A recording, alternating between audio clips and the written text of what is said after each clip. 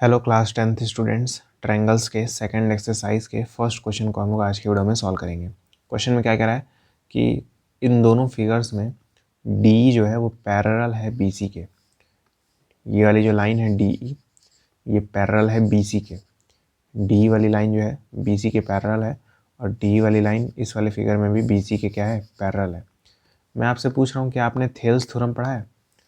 देखिए, इस क्वेश्चन में हमें EC की वैल्यू फाइंड करनी है। EC मतलब ये वाला लेंथ हमें निकालना है और सेकंड वाले में हमें AD निकालना है, मतलब ये पूरा का पूरा लेंथ।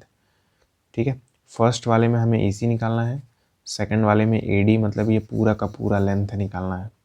ठीक है, तो समझिएगा, पहले मैं आपको थेल्स थ्योरम समझाना चाहता हूँ। थेल्स थ्योरम होता क्या है?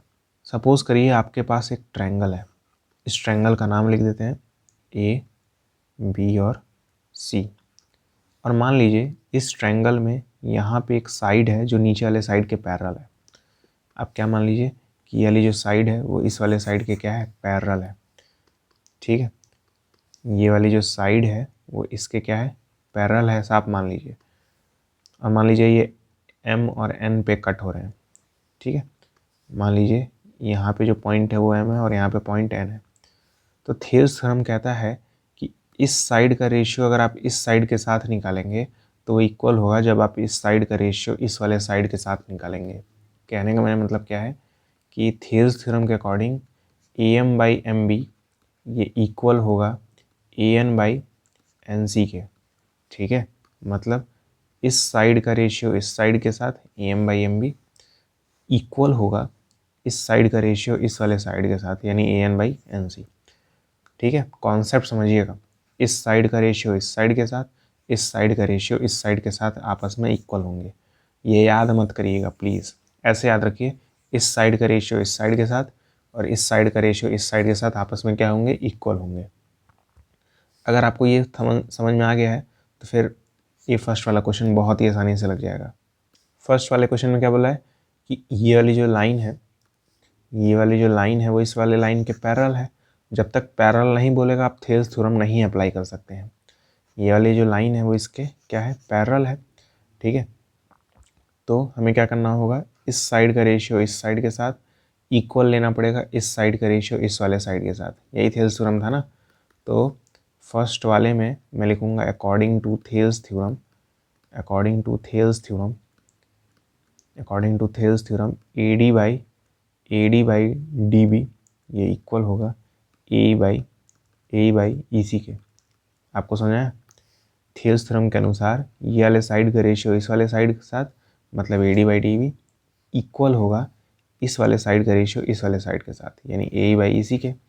ठीक है, अब देखिए AD की वैल्यू 1.5 है, तो मैं AD की जगह क्या लिख दूंगा, 1.5 डिवाइड बाई DB की वैल्यू पता है, DB की वैल्यू क्या है, 3 है। ठीक है, तो मैं इस DB की जगह 3 लिख दूंगा। क्लियर है, बीच में इक्वल। AE की वैल्यू 1 है, देखिए ध्यान से, AE की वैल्यू क्या है, 1 है, तो इस AE की जगह 1 हो जाएगा, डिवाइड बाई, हमें EC ही निकालना था, EC हमें नहीं पता है, तो EC की जगह हम लोग EC ही रहने देंगे। ठीक है, अब आप क्रॉस मल्टीप्लिकेशन जानते होंगे, याला इसमें मल्टीप्लाई हो जाएगा, याला इसमें मल्टीप्लाई हो जाएगा, तो ये जाएगा 1.5 EC equals to 1 multiply by 3। सही बात है कि नहीं?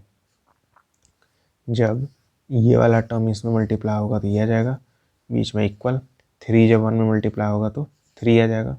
ठीक है, तो यहाँ पे मैं सिंपली 3 लिख दे रहा हूँ।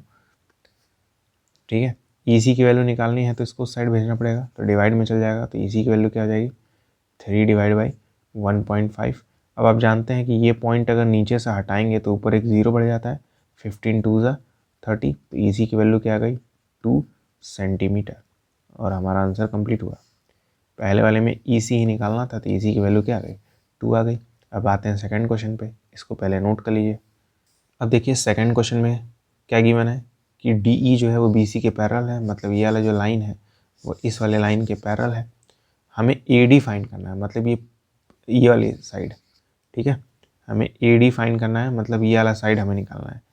तो मैंने अभी आपको क्या बताया था कि अगर ये वाला जो साइड है वो इस नीचे वाले साइड के पैरेलल होगा तो अकॉर्डिंग टू थेल्स थ्योरम, फिर से थेल्स थ्योरम लगा सकते हैं, तो according to Thales theorem, according to Thales theorem Thales theorem के अनुसार इस वाले साइड का रेशियो इस वाले साइड के साथ इक्वल होगा इस वाले साइड का रेशियो इस वाले साइड के साथ। ठीक है, तो मैं लिखूँगा AD बाई DB ये इक्वल होगा AE बाई EC के। क्लियर है? इस साइड का रेशियो इस साइड के साथ यानी AD बाई DB इक्वल होगा इस साइड का रेशियो इस साइड के साथ यानी AE बाई EC के। ठीक है, अब देखिए AD की वैल्यू नहीं पता हमें तो AD की जगह AD रख देंगे। DB की वैल्यू 7.2 है इक्वल्स टू AE की वैल्यू 1.8 है डिवाइड बाई EC की वैल्यू 5.4 है। ठीक है, AD की वैल्यू नहीं पता थी तो मैंने AD की जगह AD ही रहने दिया। DB की वैल्यू 7.2 थी तो DB की जगह 7.2, AE की वैल्यू 1.8 तो AE की जगह 1.8 और EC की वैल्यू 5.4 थी तो 5.4। अब ये जो 7.2 है यहाँ जाएगा तो मल्टीप्लाई हो जाएगा तो ये हो जाएगा AC equals to 1.8 divide by 5.4 multiply by 7.2। ठीक है, तो अब ये कैलकुलेशन तो आपको करने आना चाहिए, आप इतने बड़े हो गए हैं, लेकिन फिर भी मैं बता देता हूँ। ठीक है, देखिए ये पॉइंट से ये पॉइंट कट जाएगा तो ये आप पॉइंट हटा सकते हैं। ठीक है, 18/54 हो जाएगा, यहाँ से पॉइंट हटाएंगे तो नीचे 10 आ जाएगा।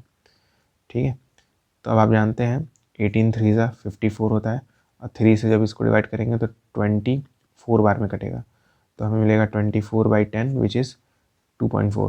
AC की वैल्यू क्या आ जाएगी 2.4 हो जाएगी। ठीक है, सॉरी AD होगा ना, यहाँ पे मैंने गलती से AC लिख दिया, यहाँ पे AD होगा। ठीक है, यहाँ पे मैंने गलती से AC लिख दिया था, वो AD होगा। छोटी मोटी गलतियाँ हो जाती हैं हम लोग से भी। यहाँ पे सेंटीमीटर आएगा। कैलकुलेशन मैंने आपको सिखा दिया है।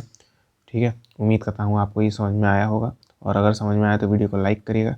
कमेंट बॉक्स में बताइएगा कि क्या आपको इस कॉन्सेप्ट के ऊपर डिटेल्ड वीडियो चाहिए कि नहीं।